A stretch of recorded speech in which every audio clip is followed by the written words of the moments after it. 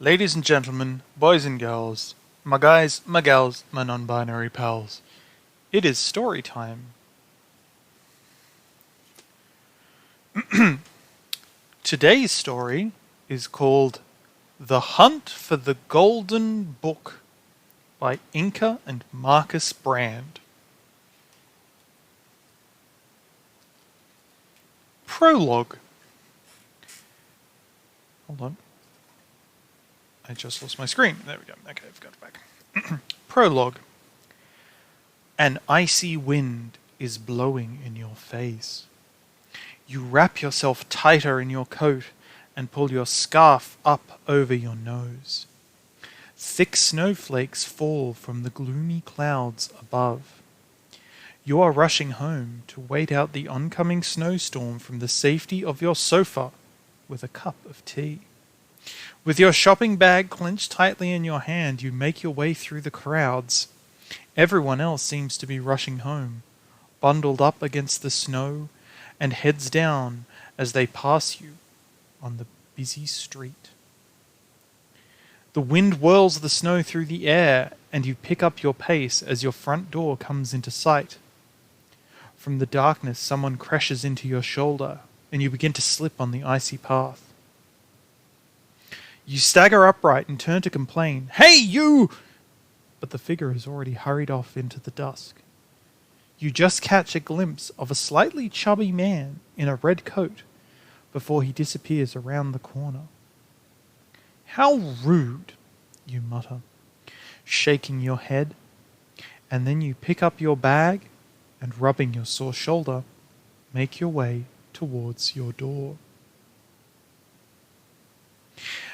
At home you are welcomed by cozy warmth and the scent of vanilla biscuits. Happily you peel yourself out of your thick winter clothes and boots. Luckily you made it home before the weather got worse. Now you can settle down with a cuppa and that escape room game that your friend recommended. You always get excited about riddles. But wait, what's that? Something is flickering in your living room. Something on fire? Anxiously, you rush into the room. Fortunately, the only flickering is from one of the candles on your Advent wreath. Nevertheless, a chill runs down your spine. You cannot remember lighting the candle. But who else could it have been? It would be pretty odd to break into a house just to light an Advent wreath. You giggle a little nervously. How careless of you. A candle left unattended. Only now do you notice the letter propped up in front of the wreath. So someone was here after all. But who? And what did they want? Your heart beats faster. Curiously, you step closer and with shaking hands, open the envelope.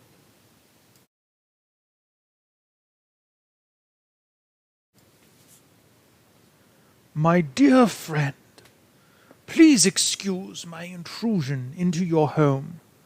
I had no choice, as I am in dire straits and running out of time. You will understand why in a moment. But first I would like to thank you. Nowadays there are few people who have not lost their faith in the magic of Christmas. There are even fewer who are extremely secretive and who, in addition, have a remarkable talent for deciphering complicated riddles. In short, there are only a few people like you. And that's exactly why I need you. You must help me, I beg you, because I'm afraid that without you, there will be no Christmas this year. Your heart skips a beat. No Christmas? That would be unthinkable. Just like you, countless people are sure to have gone all out in preparation for the celebration. It would be a huge disappointment for them and for the children.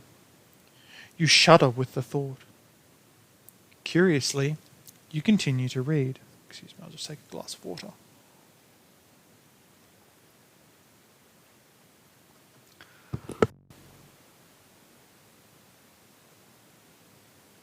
And the water went down the wrong way.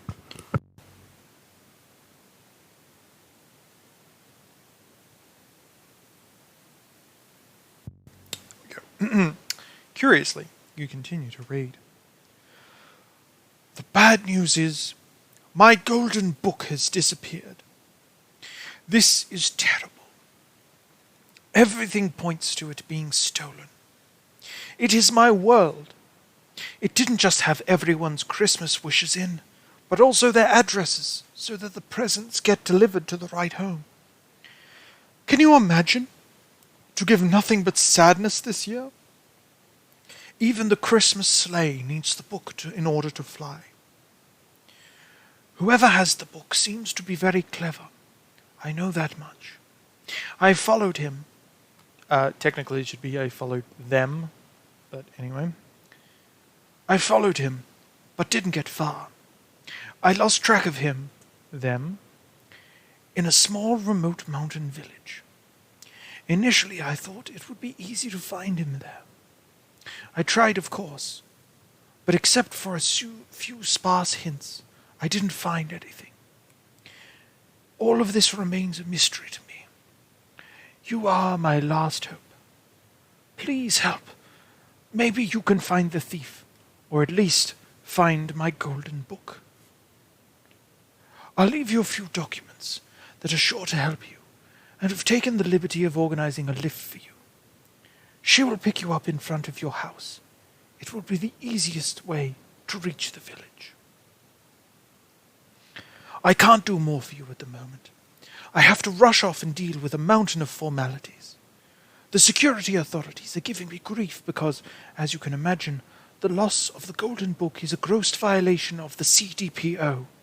Open brackets. Christmas Data Protection Ordinance. Close brackets. But anyway, that is my problem to deal with. I know I can rely on you and your loyalty and discretion. Please, help me save Christmas. I wish you every success. With speedy Christmas greetings. The signature is smudged and illegible, but you can figure out who wrote it. When you were a child, people tried to convince you that there was no Santa Claus. But here's the proof, right? In black and white, in a personal letter to you. No question about it. Of course you will try to help him. Thoughtfully, you look into the envelope. You find that it contains a few notes and a strange item for finding doors. You obviously can't do anything with that yet. There is nothing else of help, but anyway, you have already made up your mind. You will not miss this adventure. You look out of the window. The wind seems to have subsided, but thick flakes are still falling from the sky. You blow out the candle on your Advent wreath, pack up a few important things, and head outside. Since you arrived home, the snow has settled, and now lies ankle-deep on the road. The road looks empty with hardly any people, though it is hard to see through the snowstorm anyway. Where is your lift to the village? Suddenly you hear the sound of bells close by. In disbelief you spy a little horse-drawn sleigh turning into your road. It's one surprise after another today. But a horse? If the trip is taking you far away, then it could have been a reindeer at least. You must have dozed off in the thick layers of woolen blankets, because when the sleigh stops sometime later, you are in a place you do not recognize. You stretch your limbs and carefully climb out. Immediately the sleigh starts moving again, and disappears with the gentle sound of ringing bells back in the direction from which you came.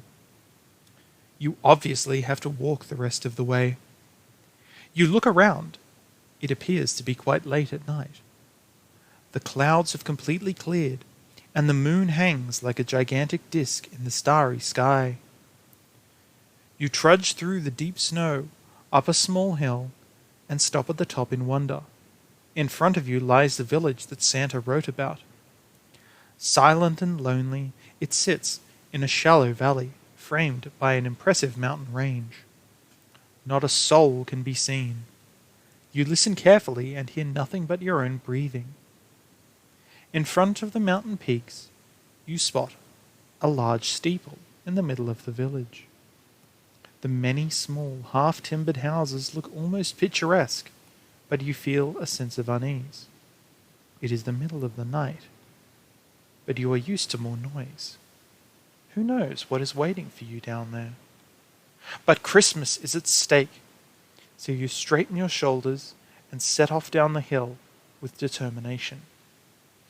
On the way, you discover a hut on the edge of a central square with a bright light shining from the window. You move closer and notice that the door is open, almost as if someone is waiting for you. The first puzzle begins on the calendar sheet, 1st December. But we will not be doing that tonight. Because at the time of recording, it is 8 o'clock p.m. on the 30th of November.